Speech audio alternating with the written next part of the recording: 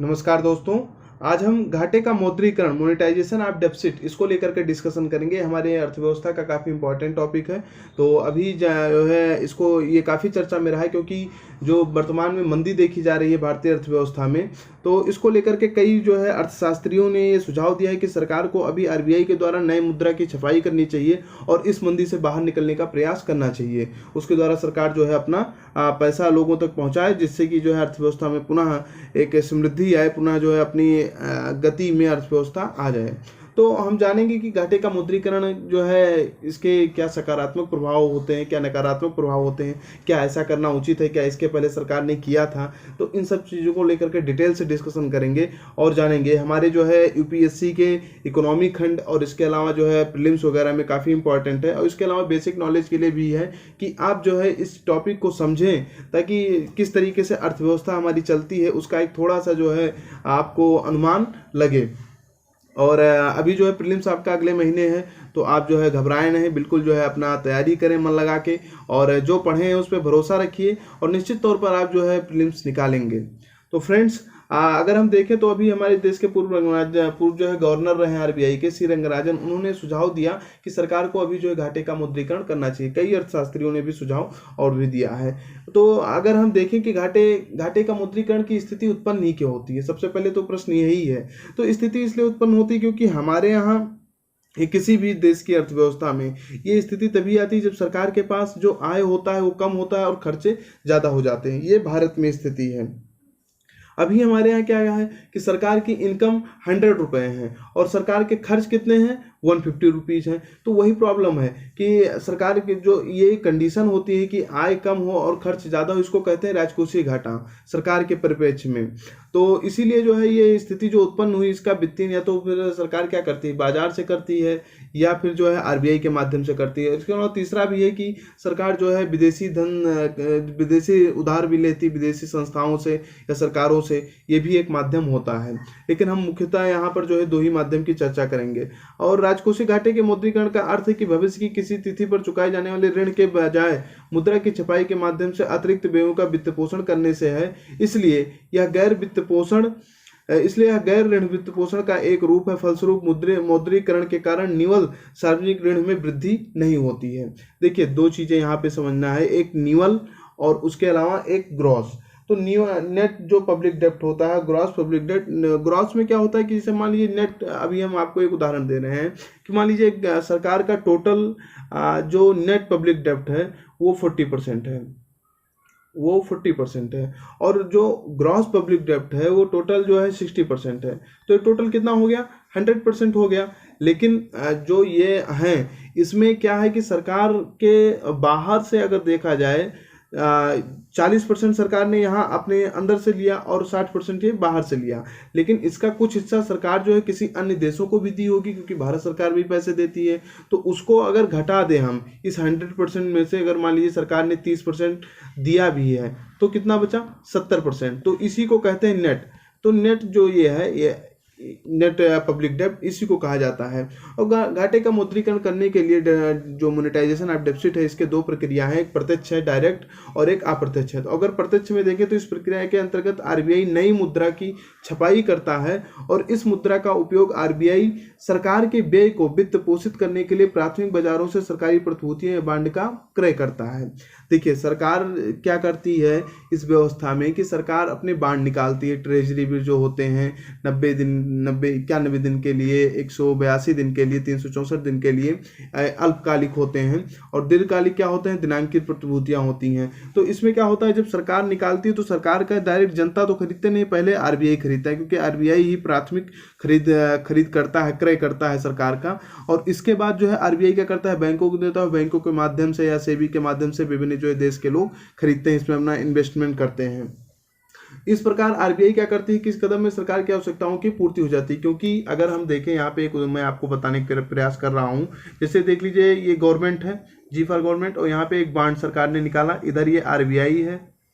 अब सरकार क्या करेगी, बॉन्ड निकाली, और इस बॉन्ड का मैंने आपको बताया कि प्राथमिक खरीदकर्ता कौन है, आरबीआई है। आरबीआई इसे खरीदेगी, फिर आरबीआई यही पैसा गवर्नमेंट को देगी। तो इसी को कहते हैं कि जो है घाटे का मुद्दे, और गवर्नमेंट इन पैसे का उपयोग जो है अपने अर्थव्यवस्था को स्फूर्ति देने के लिए करेगी।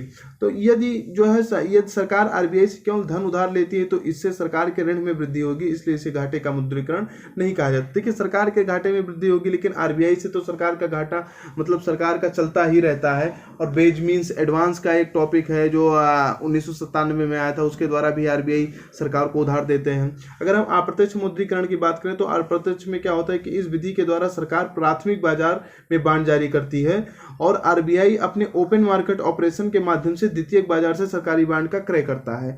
यहाँ पे ये थोड़ा सा आपको समझना है, क्योंकि अगर इस तरीके से कोई क्वेश्चन आ गया प्रीलिम्स में तो हो सकता हो एक कंफ्यूजन हो जाए, तो उसको दूर रखिएगा।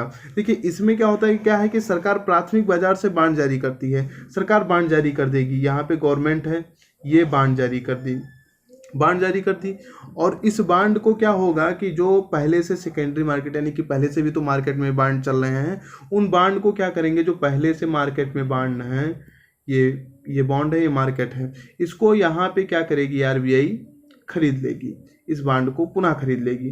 तो इस माध्यम से जब ये खरीद लेगी और जिन जिन लोगों ने ये बांड खरीद रखा है उनको जो है पैसे भी दिया जाएगा। तो इससे क्या होगा, अर्थव्यवस्था में जो है ये पैसे जो इनको मिलेंगे ये पुनः जो है क्या करेंगे, सरकार अगर मान लीजिए कोई नया बांड जारी कर रही तो उसमें फिर इन्वेस्ट करेंगे। तो इस तरीके से जो मुद्रा का सर्कुलेशन है जो अर्थव्यवस्था में, देखिए रुपये का चलन ही तो सबसे बड़ी है, रुपया रुकना नहीं चाहिए, इसलिए कहते हैं रुपये हमेशा चलता रहे, तभी अर्थव्यवस्था में उसका लाभ हो सकता है।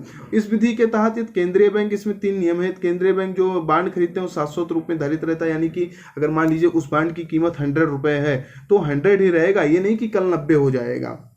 और परिपक्वता अवधि तक पहुंचने वाले सभी बांड जो है खरीदे गए बांड पर भुगतान स्थगित करता है। खरीदे गए बांड्स अर्जित ब्याज सरकार को वापस लौटा दिया जाता है। अगर जो बांड है उस पर जो ब्याज अर्जित किया है वो सरकार को वापस लौटा देती है आरबीआई। ठीक है, तो ये हो गया। अगर हम थोड़ा सा जो है इसको और समझने का प्रयास करें कि मौद्रीकृत घाटा क्या होता है, तो मौद्रीकृत घाटा ये होता है कि राजकोषीय घाटे का वह भाग जिसकी आपूर्ति सरकार को आरबीआई द्वारा की गई हो उसे मौद्रीकृत घाटा कहते हैं। ये इसका मतलब मौद्रीकरण का एक रूप है।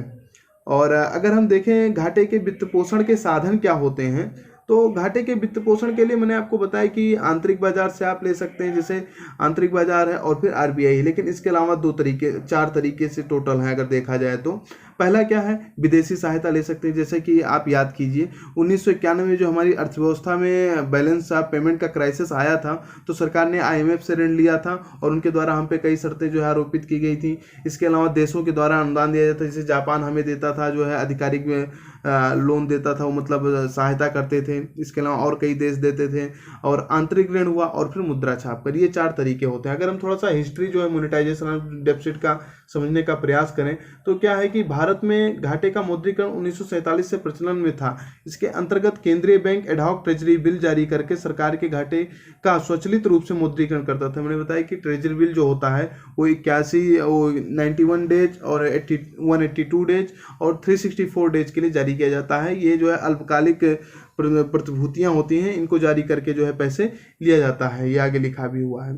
और 1994 से 97 के मध्य जो है सरकार ने क्या किया, देखिए ये व्यवस्था जब 1991 में हमारे यहाँ मंदी आई और सारी चीज़ें हमने फिर नए इकोनॉमिक अपना पॉलिसी अपनाया, तो इस दौरान क्या हुआ कि सरकार ने बहुत सारे रिफॉर्म किया। और उस समय जो है मनमोहन सिंह ही हमारे इकोनॉमिस्ट थे, वित्त मंत्री थे और जो है गवर्नर थे। तो इनके मध्य एक समझौता हुआ और उन्होंने कहा कि ये व्यवस्था बहुत जो है सफल नहीं है, इसलिए हम क्या करेंगे कि इस व्यवस्था को खत्म करेंगे। और 1997 तक इस व्यवस्था को खत्म कर दिया गया। आगे चलकर जो है राजकोषीय उत्तरदायित्व प्रबंधन जो है फेमा अधिनियम बना। इसके तहत क्या हुआ कि आरबीआई को सरकार के प्राथमिक निगर्वन खरीदने पर रोक लगा दिया गया, यानी कि सरकार इस तरीके से काम न करे। और 2017 में एफआरबीएम में संशोधन करके बचाव खंड जोड़ा गया जो सरकार के विशेष परिस्थितियों में घाटे का मुद्रीकरण करने की अनुमति देता है। यानी कि जब ये स्थिति आ रही थी तो सरकार ने 2017 में संशोधन करके एक ये बचाव खंड जोड़ा ताकि कोई ऐसे अनफॉर्चुनेट सिचुएशन आ जाए, जैसे मान लीजिए आपदा आ गई या देश में अभी जैसे युद्ध की स्थिति आ गई, कोई ऐसी कंडीशन आ गई जो वास्तविक में वो प्राकृतिक थी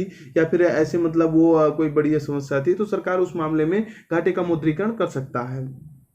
वर्तमान में आवश्यकता क्यों है इसकी, ये बहुत बड़ा क्वेश्चन है, ये बहुत रिलेवेंट क्वेश्चन है कि अभी इसकी आवश्यकता क्यों है।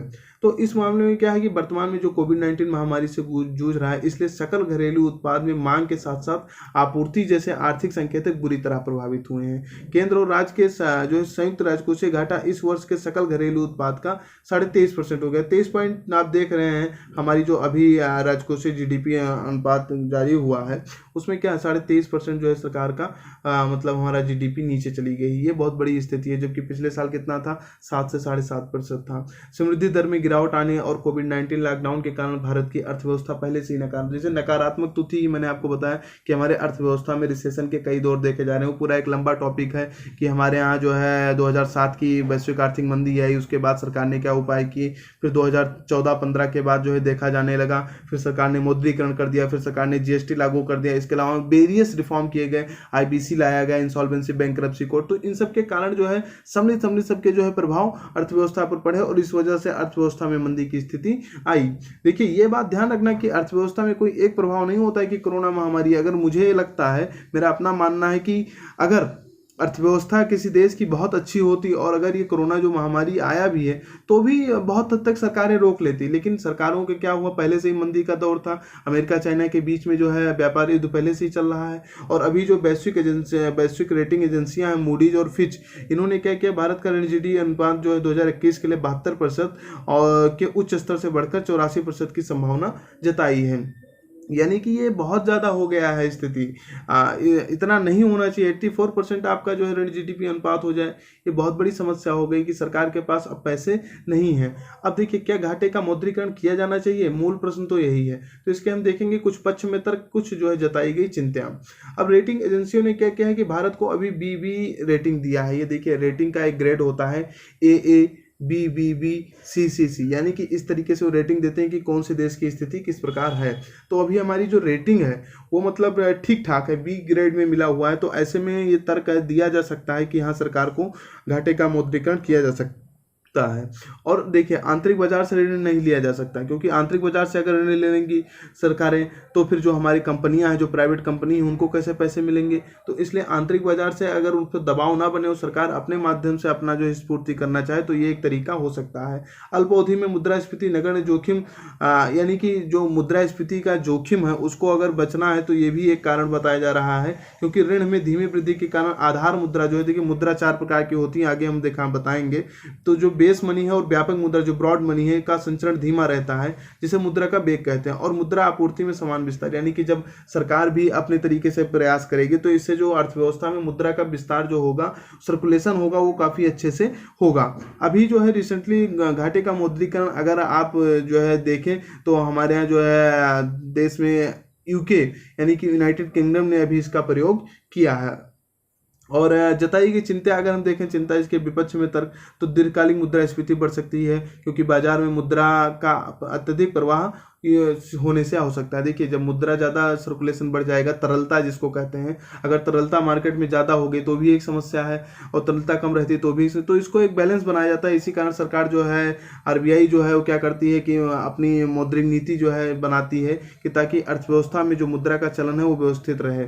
और मुद्रास्फीति अगर बढ़ गई तो ये एक बहुत बड़ा चैलेंज है। देखिए हमारे यहाँ इसके राजनीतिक कारण भी हैं, हाँ सामान्यतः हर देशों में होते हैं, क्योंकि जब महंगाई बढ़ती है तो इसका आम जनता पे प्रभाव पड़ता है। हमारे यहाँ जो जनता है वो अधिकांश जो है गरीब हैं, उनके पास जो है लोअर इनकम है, वो बहुत ज़्यादा इनकम नहीं है उनके पास। तो जो ये बेसिक है जैसे आलू प्याज, इन सब के दाम जो है, टमाटर के दाम बढ़ जाते हैं, इसके कारण प्रॉब्लम होती है। अभी आप देखिए आलू प्याज टमाटर के दाम फिर से बढ़ने लगे, तो ये एक जो है समस्या हो सकती है और रुपये का अवमूल्यन भी हो सकता है। देखिए ये एक अर्थव्यवस्था का एक तार्किक रीजन है कि जब भी मौद्रीकरण किया जाता है तो ये संभावना हमेशा रहती है कि क्या जो है इससे अवमूल्यन होगा, हमारा रुपया और नीचे आएगा। और वैसे भी डॉलर के अगर सापेक्ष देखा जाए तो हमारी मुद्रा जो है काफ़ी नीचे है।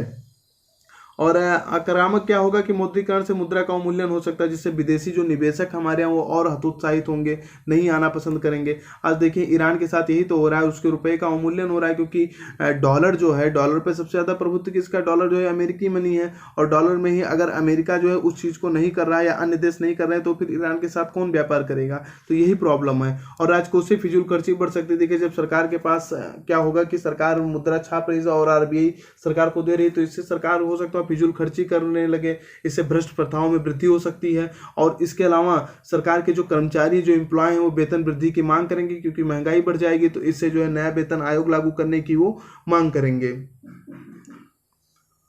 अगर हम देखें ये जो 4 प्रकार के मुद्रा होते हैं, इनको आप समझने का प्रयास करें तो जो होता है M1, M2, M3, M4, यह वर्गीकरण 1977 में भारतीय रिजर्व बैंक द्वारा पेश किया गया था। रिजर्व मनी M0 इसको कहते हैं। इसे हाई पावर्ड मनी, मौद्रिक आधार या आधार मनी के रूप में जाना जाता है। M0 में क्या होता है, चलन में मुद्रा, यानी कि पूरा मार्केट में कितना इस समय मुद्रा है ओवरऑल कंट्री में। और इसके अलावा RBI के पास कितनी जमाएं हैं, और RBI के पास अन्य जमाएं, जैसे RBI के पास तो जमा भी होती हैं, बैंकों से वो जमाएं लेता है अपना CAR के रूप में। और M1 अगर देखा जाए तो इसको नैरो मनी या संकीर्ण मुद्रा कहते हैं। इसमें क्या होता है कि जनता के पास कितनी मुद्रा है, बैंकों के पास कितनी जमाएं हैं, कितना खातों में लोग जो जमा करते हैं, हम आप जमा करते हैं, वो चालू खाता, बचत खाता। और RBI के पास अन्य जमाएं, और RBI के पास जो अन्य जमाएं, देखिए RBI के पास तो बहुत सारे सोर्स हैं। M2 मनी में क्या होता है कि इसमें M1 जो होता है, ये M1 इसको शामिल कर देते हैं, और प्लस डाकघर बचत में जो जमाएं हैं उसको माना जाता है। बैंकिंग प्रणाली में ब्रॉड मनी जो होता है M3, इसमें क्या होता है, M1 होता है। और उसके बाद बैंकों के पास सावधि जमा मतलब जो हम FD कराते हैं, जो लोग FD कराते हैं वो इसमें शामिल होती है। देखिए ये बहुत जरूरी है, हो सकता हो आपसे UPSC यही पूछ ले कि इस बार जो है ये मुद्रा जो होते हैं इसमें कौन कौन से क्राइटेरिया आते हैं, तो ये आप थोड़ा सा ध्यान रखिएगा। और M4 में क्या आता है कि M3 जो ये मुद्रा है ब्रॉड मनी, और इसके अलावा पोस्ट ऑफिस में जो बचत जमाएं हैं, जो पोस्ट ऑफिस वगैरह में लोग डाकघर में जमा करते हैं। अगर आप चाहें तो इसका स्क्रीनशॉट ले लीजिए, काफ़ी जो है इंपॉर्टेंट मुझे लगता है। अगर हम देखें निष्कर्ष क्या होना चाहिए, तो देखिए निष्कर्ष भी संतुलित ही है। कोई ऐसा तो हम नहीं कह सकते कि सरकार ये कदम ना उठाए, सरकार को रोक भी नहीं सकते, और ये कदम उठाना जरूरी भी है, क्योंकि हमारे अर्थव्यवस्था में अभी मंदी की स्थिति है। अर्थव्यवस्था को जो है पुनः रास्ते पर लाने के लिए सरकार को कुछ ना कुछ तो उपाय करने होंगे। हम विदेशी ऋण नहीं ले सकते, क्योंकि IMF से 91 में हमने ऋण लिया तो बहुत सारी शर्तें हम पे इम्पोज हो गई। और इसके बाद अभी जो है सरकार, वैसे कई बैंकों से सरकार ने ऋण लिया है, वर्ल्ड बैंक से हमने लिया, अभी जो है रिसेंटली इंडिया जो है एशियन इंफ्रास्ट्रक्चर बैंक से भी लिया है लोन। तो ऐसे कई संस्थाओं से हमने लोन लिया, और वैसे भी हर देश जो है इस समय मंदी से ही जूझ रहा है। उसके अपने स्तर अलग हो सकते हैं, लेकिन अमेरिका से लेकर के हर देश पे जो है प्रभाव देखे गए हैं। तो निष्कर्ष है कि वर्तमान महामारी की स्थिति में मांग और मुद्रास्फीति पहले से ही कम है, तथा बेरोजगारी अधिक है। अभी क्या है स्थिति, जो ऐसी स्थिति जब देश में आती है तो उसके लिए एक शब्द प्रयोग किया जाता है, स्टैग इन्फ्लेशन इसको कहते हैं। स्टैग इन्फ्लेशन क्या होता है कि एक ऐसी स्थिति जब देश में महंगाई भी हो, देश की अर्थव्यवस्था भी मंदी की स्थिति में हो, देश में बेरोजगारी भी चरम पे हो, यानी कि सब कुछ ध्वस्त हो, तो इसको कहते हैं स्टैग इन्फ्लेशन। चारों तरफ से सरकार जो देश में है प्रॉब्लम ही प्रॉब्लम है। इसलिए सामान्य स्थितियों की विपरीत मुद्रीकरण के नकारात्मक प्रभाव से उत्पन्न होने की संभावना बहुत कम है, यानी कि मुद्रीकरण अगर किया जाए तो उसके जो नकारात्मक प्रभाव हैं वो कम ही होंगे। और इस कदम से बाजार में तरलता में वृद्धि होगी। तरलता का मतलब कि रुपए की वृद्धि होगी, बाजार में मार्केट में रुपए आएंगे तो इससे प्रवाह बढ़ेगा, जिससे ऋण शोधन अक्षमता का स्तर कम होगा।